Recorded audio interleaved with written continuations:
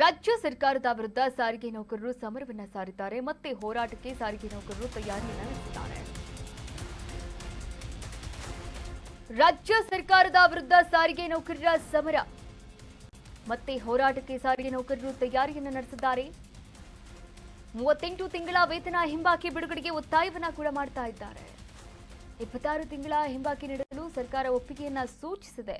ಆದರೆ 36 ತಿಂಗಳ ವೇತನ ಹಿಂಬಾಕಿಯನ್ನ ಕೊಡುವಂತೆ ಪಟ್ಟನ್ನ ಹಿಡಿದಿದ್ದಾರೆ. ಸರ್ಕಾರದ ಪ್ರಸ್ತಾವನೆಯನ್ನ ತಿರಸ್ಕಾರ ಮಾಡಿದಾಗ ಸಾರಿಗೆ ನೌಕರರು ಜನವರಿ 2024ರಿಂದ ವೇತನ ಪರಿಷ್ಕರಣೆ ಮಾಡಬೇಕು ಎನ್ನುವಂತಹ ಪಟ್ಟನ್ನ ಹಿಡಿದಿದ್ದಾರೆ. ಆದರೆ 2025 ಏಪ್ರಿಲ್ನಿಂದ ಜಾರಿಗೆ ಮುಂದಾಗಿದೆ.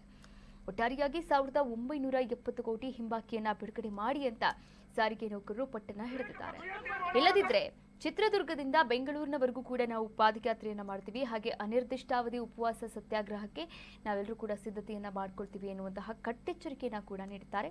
ಮುಂದಿನ ದಿನಗಳಲ್ಲಿ ಬಸ್ ಸಂಚಾರದಲ್ಲಿ ಭಾರಿ ವ್ಯತ್ಯಯ ಆಗುವಂತಹ ಸಂಭವ ಕೂಡ ಇದೆ.